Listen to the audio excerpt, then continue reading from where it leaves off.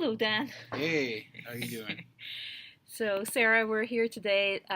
We are finishing up on looking at the students' work inside of analyzing students' learning, and then we'll finish up cycle two by going and looking at the observation post, um, the Yeah, post observation. right. Yeah, cool. So, we have five students that we looked at, All ELL all students. all English language learners, because that was your Yeah, area of focus, how to support right. English language learners. Um, and last time we filled in what would approaching standard look like. There's misconceptions in code. Uh, Meeting standard. There's a rubric that Dan set up. This is what, if you're meeting standard, you're doing everything. Those are the requirements, These are the basically. requirements, the rubric requirements. And then exceeding standards, that would be if you go beyond what's asked for here. And normally that's customizing it, making it your own. Right, more functionality than the base level. Cool. And so we looked at Jennifer and Carlos, and we thought they were approaching standard. Here's Jennifer's, and do you want to talk about it?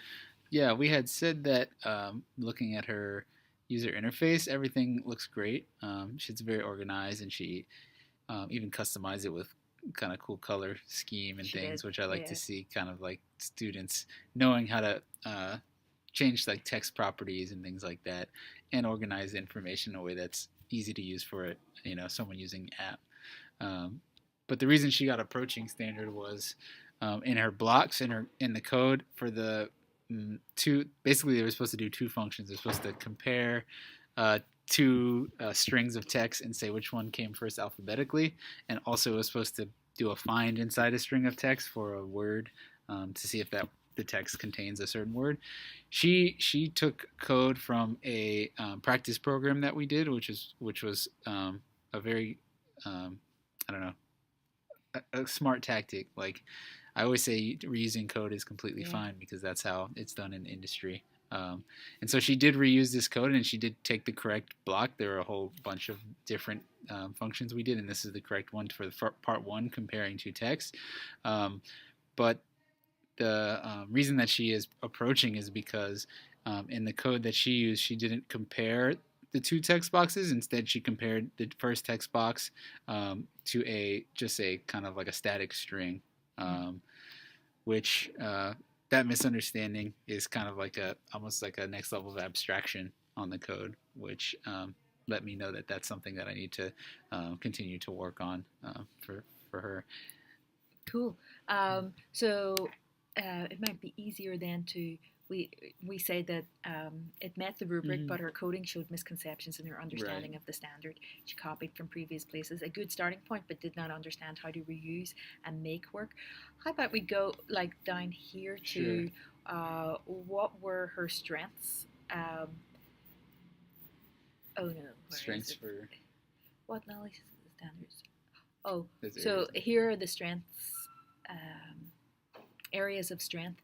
So for Jennifer, yeah, who's approaching standard. What were the areas of strength? Her areas of strength were actual user interface, right? Yeah. So setting up the user interface, organizing it, and customizing it in a way that would be very user friendly, which is kind of a big part of like design.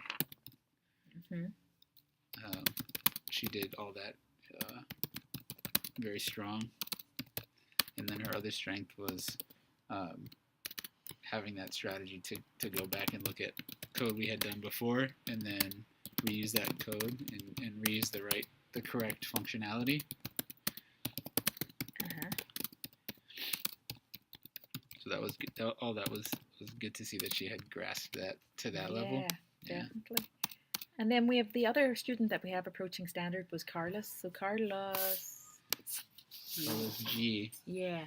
So we saw on his he didn't quite get all the requirements from the rubric on his user interface. It was supposed to have two text boxes and two buttons, and so what it looks like he may have done was he has it still organized well and set up, but I don't know if he read all the requirements or if he just kind of reused a similar user interface from a previous program and didn't add that extra bit. So, Or maybe his strategy was do a small part and then that's true. do the next part And after then he's didn't got just this get to part it. working. Yeah, could be. Yeah.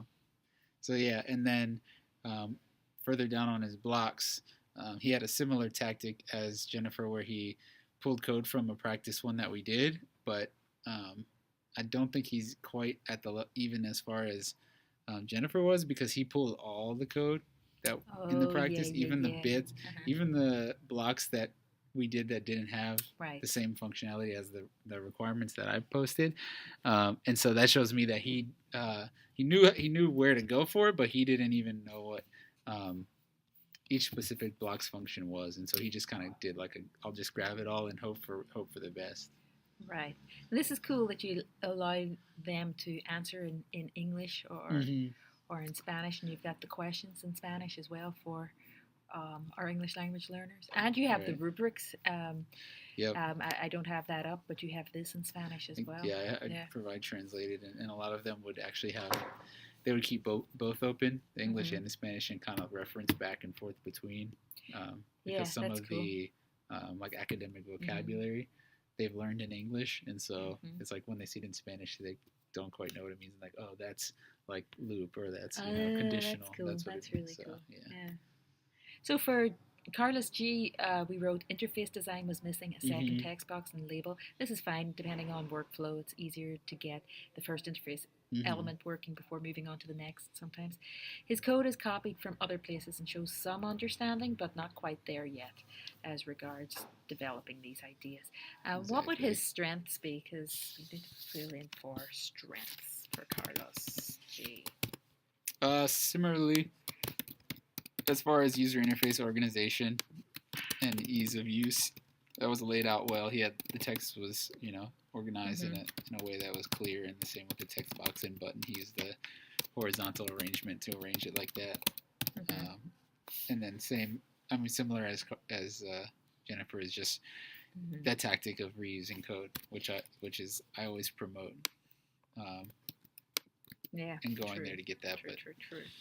But just not knowing exactly which code he wanted. I kind of like when we went through for Moises now meeting standard. He had everything there, and his code nearly worked. It was just missing one line, the event handler, but he seemed to understand the process. So that's why, I think that's really cool that you said he was meeting standard, even though the code itself didn't. He's missing the block here. He's just missing this outside block, but you still... Right, because... You understand. He thinks yeah. Yeah, I mean, events aside, the functionality of the code, he has everything there. He's comparing the two text boxes. He's met both functions of the requirements. I'm guessing that it was just that when he was testing, because when we did our practice program, the way we tested it, we pulled it one at a time. And so we would move that event. So he didn't make the connection that the reason that we have two buttons in the user interface is so that he could have two different events for that. He just only thought of one button. And so to me, because that's not what I was testing for, that's why I still said he met the standard. That the fact that event wasn't working wasn't a standard I was looking at in this. Right. Okay, cool. That's great. And then we have Tianing's work, where he really... We said he was exceeding. Yeah. And I think part of that was that he did have, in his code, both event handlers were there. The code is well organized, efficient, and just from the fact that all the standards were met, and he customized it. Yeah, customization in the colors, and well organized, and so yeah. Cool. So I just want to get us up to speed. That's kind of what we did last week.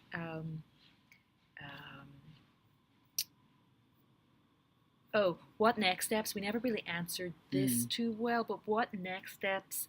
In here we have work on some more user input-output drills and App Inventor, scaffold how we take code from previous lessons and adapt and modify them. Do you think that kind of, or is there any? Yeah, both of those I think would be things that I would kind of move on as next steps from this. Right. And basically, with user input and output, I could always like either make it slightly more or slightly less complex because it's such an open-ended thing. Right. Like whatever Yeah. the function is secondary to the fact that they're understanding that all right, this text box is taking something in, I'm doing some process on it, Yeah. and then outputting something else, and so I can do any range of Yeah. kind of Well, exercises. what with is that. the next? What are you working on with them now? Right now, we took a break from regular input Yeah. output, and we're working on a game now. Oh yeah. We're doing a game from App Inventor